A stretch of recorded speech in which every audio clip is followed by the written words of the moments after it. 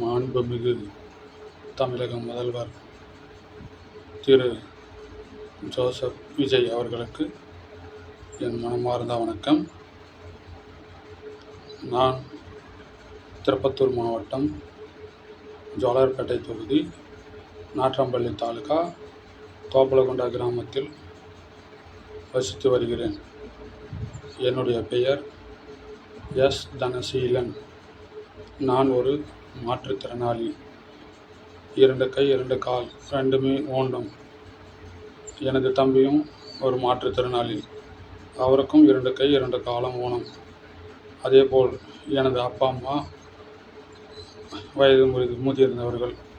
எனது அப்பாவிற்கு தொண்டையில் அறுவை சிகிச்சை செய்யப்பட்டுள்ளது. 1 வருட காலமாக அவர் டியூப் மூலமாக தான் உணவு அருந்துகிறார். அதுவும் தண்ணீர் போன்று கஞ்சி தான் குடிக்கிறார். எனவே இதற்கு முன்பு நான் திரு ஸ்டாலின் அவர்கள் முதல்வராக இருந்தபோதும் ஒரு வீடியோ பதிவு செய்துள்ளேன். அது அவருக்கு தெரிந்ததா இல்லையா என்று தெரியவில்லை. தற்போது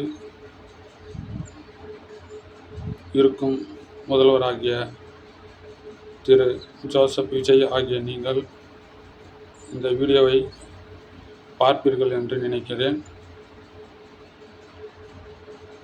இந்த வீடியோவை பார்த்ததும் நீங்கள் கண்ணியம் கடமை மிக்கவர் என்றால், நீதி நியாயம் நேர்மை மிக்கவர் என்றால், உண்மை உழைப்பு உயர்வு கொண்டவர் என்றால், இந்த வீடியோவை பார்த்த உடனே எங்களை நேரில் அழைத்து நீங்கள் கண்டிப்பாக பேச வேண்டும்.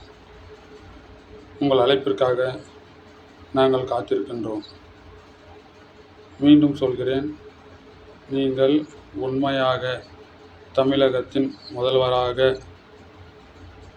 இருந்தால் இந்த மாற்றுத்திறனாளி கோரிக்கையை நீங்கள் நிறைவேற்றுவீர்கள் என்று நினைக்கிறேன்.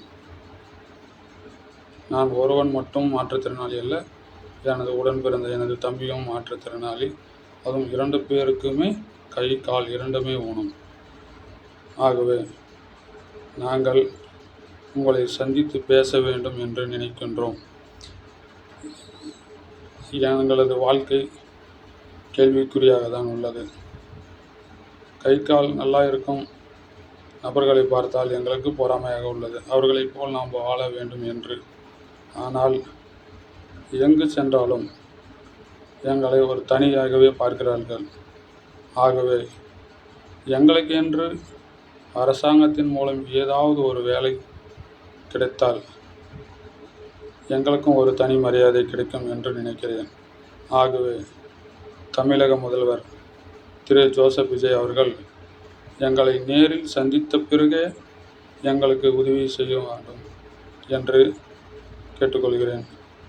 மேலும் இதற்கு முன்பு இருந்த ஜோலார்பேட்டை தொகுதி எம்எல்ஏ மற்றும் அமைச்சராக பணியாற்றியவர் 2019 எனக்கு கிடைக்க இருந்த வேலையை அவரால் தான் பறிபோனது. ஆகவே தாங்களாவது எனது பதிவை பார்த்த பிறகு எங்களுக்கு உதவி செய்வீர்கள் என்று எதிர்பார்க்கிறேன். நீங்கள் உண்மையான முதல்வராக இருந்தால் எங்களை நேரில் அழைத்து சந்தித்து எங்களுக்கு உதவி செய்வீர்கள் என்று நினைக்கின்றேன். நன்றி, வணக்கம்.